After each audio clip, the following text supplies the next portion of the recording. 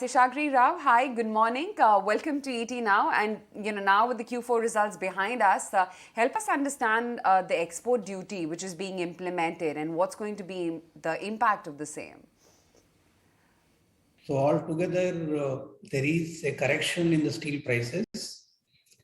In line with that, even Indian steel prices have also come down. So in the meantime, we have seen this announcement that the Indian government has imposed an export duty of 15% on various steel products.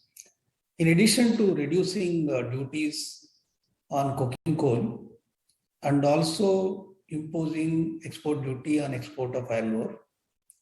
So overall, if we look at it, the intention appears to be containing inflation, which is in fact nobody say no to that. We all wanted lower inflation. We were also seeing in the past whether any such duties were imposed on the steel. So in the year 2008, month of May, the then government also imposed export duty on export of steel, but it was different percentages of the duty on different grades of steel. So higher the value addition, lower the export duty. That is how it was imposed at that time. But it was there only for a month on the flat products and a few months for long products.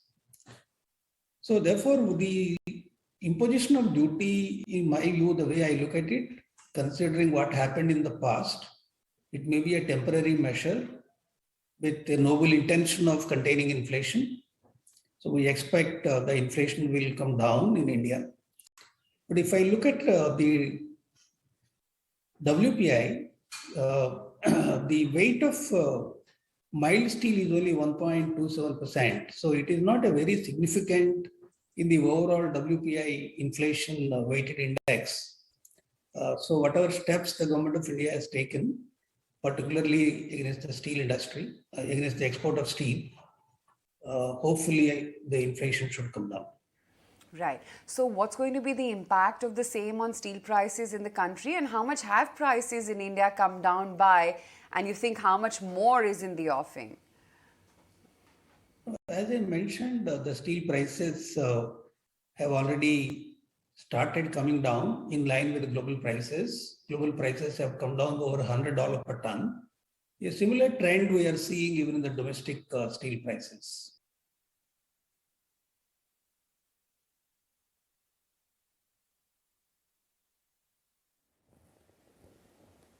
Good morning. Want to also ask you about the another announcement that has come in, the board approving a corporate action merger with JSW Steel with itself. Rationale, what are the synergies? As we have been explaining right from beginning, as and when we acquire any financially distressed company, so we work on turning around that company. Once our plan to turn around is nearby or complete, we will bring into the fold of the parent company. That is exactly what is happening in the case of JSW Ispat Special Steel Products. So this company we have taken over in the year 2018, 31st August 2018. So we have spent over 450 crores of rupees for turning around this company. As you know, FY22 was the first year of operation of this company after we took over. The company had showed a net profit of rupees 9 crores of rupees and also an EBITDA of 490 crores. So this is the time we felt that in order to bring this company into a growth mode, further growth mode, it is important that we merge into JSW Steel. That's why the board of directors, subject to necessary approvals, regulatory approvals and other approvals, both the boards have approved the scheme of amalgamation under section 230 to 232 of the Companies Act. There is a holding company which holds the shares of JSW Ispat Special Steel Products Company. Even that holding company is also getting merged as a part of the scheme into JSW Steel. So in my view, there are a huge amount of synergies that can come down. Either we say raw material integration or in terms of market rationalization, or in terms of fixed cost reduction, or whichever way you look at it, it is a great opportunity for these both the companies to grow further. Going forward, can you talk to your retail investors, the analyst community at large, on how you're going to protect your margins? We've seen what's happening when it comes to inflationary pressures. Exports may also be out of the equation now. So, quick word on that, please.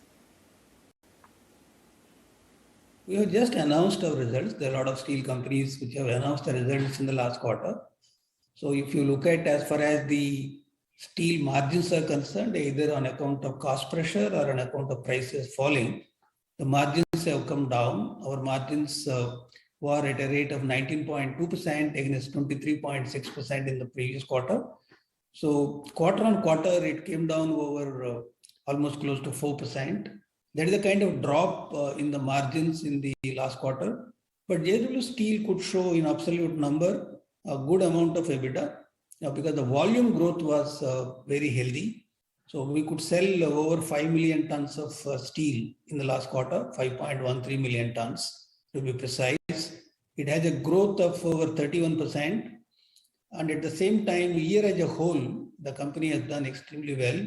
We could reduce our overall inventories quarter on quarter by 386,000 tons.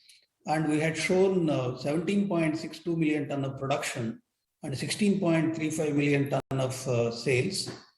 We have achieved almost 95% of our guidance. So from that point of view, because of the price fall and a very high input cost prices, particularly coking coal and iron ore, the company's margins have come down, but absolute amount of EBITDA for the quarter still at reasonably a healthy level due to good volume growth. Right. All steel companies, Mr. Rao, have announced a Capex over the last year. Does this export duty impact the Capex plans of other steel industries as well? As far as the imposition of export duty on export of steel is concerned, we feel it is temporary. It will be lifted once the situation of inflation comes under control. So once it is a temporary measure, I don't think any company which is strategic will think about reviewing the Capex plans immediately. So we will watch the situation, how it unfolds. But in the current financial year, we expect the Indian steel demand is expected to be around 7.5%. That translates to almost 8 million ton of incremental production in India. So JSW Steel recently commissioned a 5 million ton capacity expansion at Dolvi. Another 5 million ton is under implementation, which will get commissioned in the next financial year. So these projects, we continue to go ahead and implement whatever is going on right now. Future plans based on how it unfolds, we will take a call. Mr. Rao, pleasure having you on the show today. Thank you so much for taking the time out and speaking with us.